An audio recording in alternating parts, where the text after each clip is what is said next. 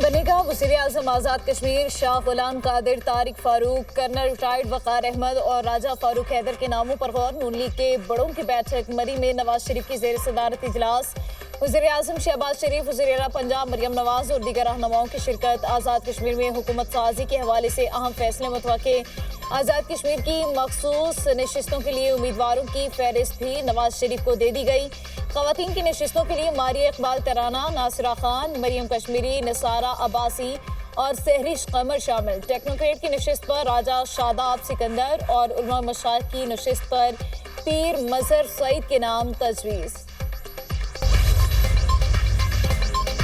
Iran को बुरी तरह शिकस्त दी, आबनाए हुर्मुज को जल्द अमरीकी इलाका करार दे दूंगा। अमरीकी सदर डोनाल्ड ट्रंप का कहना है आबनाए हुर्मुज की मुकम्मल नाकाबंदी कर रखी है, हमारी इजाज़त के बगैर वहाँ से कोई जहाज नहीं गुजर सकता।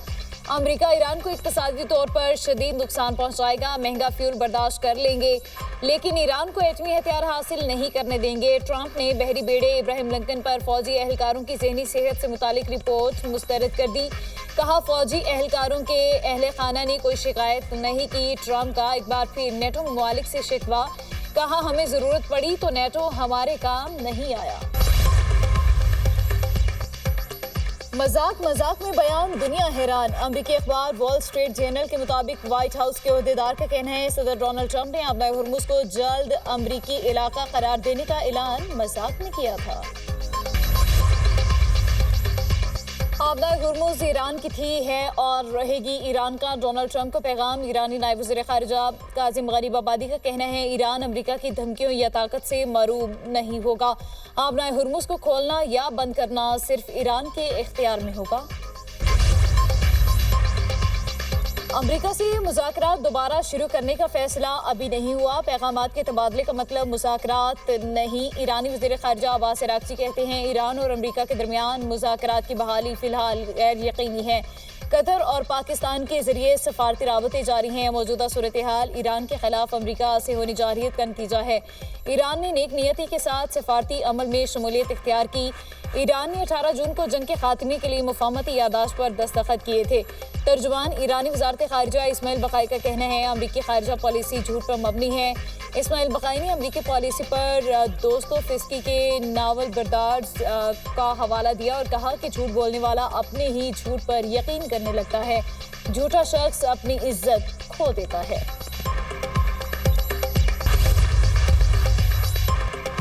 आबनाए हुर्मुज में हमले से मालबरदार जहाज को नुकसान, अमला महफूज रहा। बरतानिया की मैरीटाइम ट्रेड ऑपरेशंस ने हमले की तस्दीक कर दी। आबनाए हुर्मुज से गुजरने वाले जहाज़ों को एहतियात बरतने की हिदायत।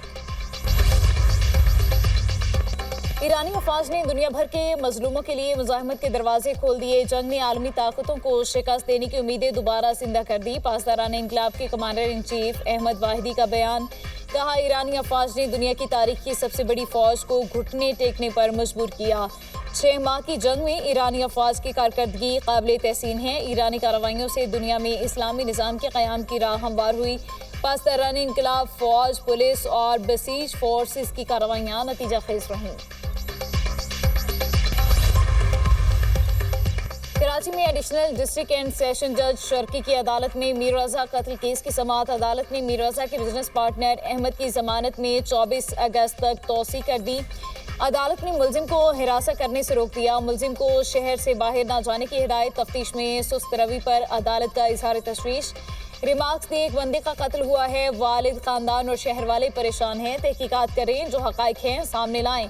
तफ्तीशी ऑफिसर ने आगाह किया मुझे 13 अगस्त को तफ्तीश की जिम्मेदारी मिली। रज़ा से राबते में रहने वाले 35 अफराद से तहकीकात जारी हैं।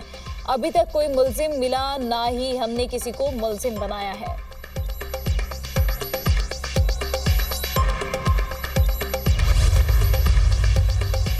मीर रज़ा कत्ल केस तहकीकाती कमेटी में 2 अरकान का इजाफा, तादाद 9 हो गई। DSP Hanif, inspector Ghulam Nabi Afridi committee में शामिल। मीर रज़ा केस में वकील जबरान नासिर का कहना है मीर रज़ा को कत्ल किया गया, हम किसी पर इल्ज़ाम नहीं लगाना चाहते। वालिदैन और ख़ानदान ने किसी भी फर्द पर शक का इजहार नहीं किया। ऐसा न हो कि किसी को कातिल करार देकर मुकाबले में मार दिया जाए। मोहम्मद अहमद समेत दीगर दोस्तों के नाम मालूमात के हुसूल के लिए दिए हैं। हम चाहते हैं जियो फेंसिंग दुरुस्त तरीके से की जाए। मीर रज़ा के दोस्तों का ताउन चाहते हैं।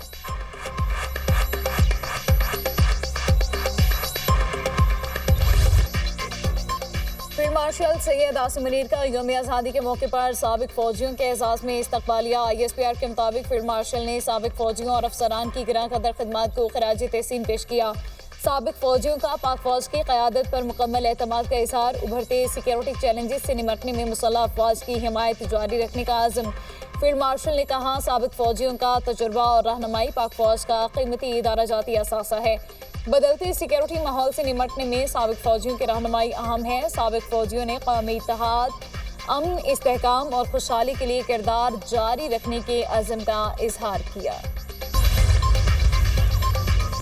پاکستان کی علاقائی عسکری بالادستی بحال، بھارت کا پاکستان کو تنہا کرنے کا منصوبہ ناکام۔ معروف امریکی خارجہ پالیسی ماہر ڈینیل مارکی کا بھارتی نیوز پلیٹ فارم دی وائر کو انٹرویو۔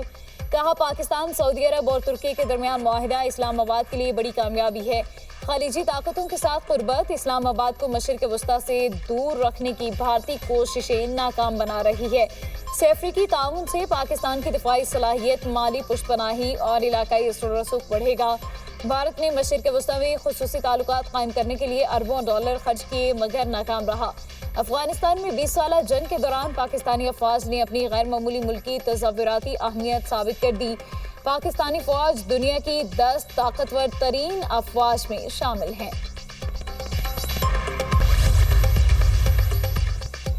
بھارت کا یوم آزادی کشمیریوں کا یوم سیاح، دنیا بھر میں بسنے والے کشمیری آج یوم سیاح منا رہے ہیں۔ جموں کشمیر پر غیر قانونی بھارتی قبضے کے خلاف احتجاج، کل جماعتی حریت کانفرنس کی اپیل پر آزاد کشمیر بھر میں مظاہرے اور ریلیاں۔ مظفر آباد کے برہان وانی چوک میں بھارت مخالف مظاہرہ، نیلم میں احتجاجی ریلی، کشمیری سیاہ جھنڈے اٹھا کر ریلی میں شریک ہوئے۔ مقبوضہ کشمیر میں بھی بھارتی مظالم کے خلاف احتجاج۔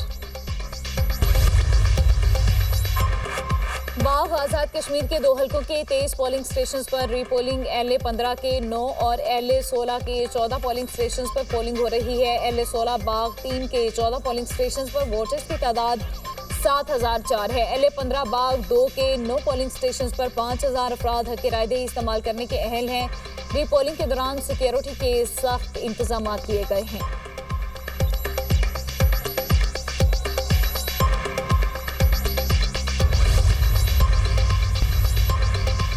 وزیراعظم شہباز شریف سے چیئرمین MDMA لیفٹیننٹ جنرل انعام حیدر ملک کی ملاقات، موسمیاتی صورتحال، مونسون بارشوں کے پیش نظر سیلاب کے حوالے سے آگاہ کیا۔ وزیراعظم کی نیشنل ایمرجنسیز آپریشن سینٹر میں AI اور جدید ٹیکنالوجی کے استعمال کی پذیرائی، NDMA کو متعلقہ اداروں سے رابطہ رکھنے کی ہدایت۔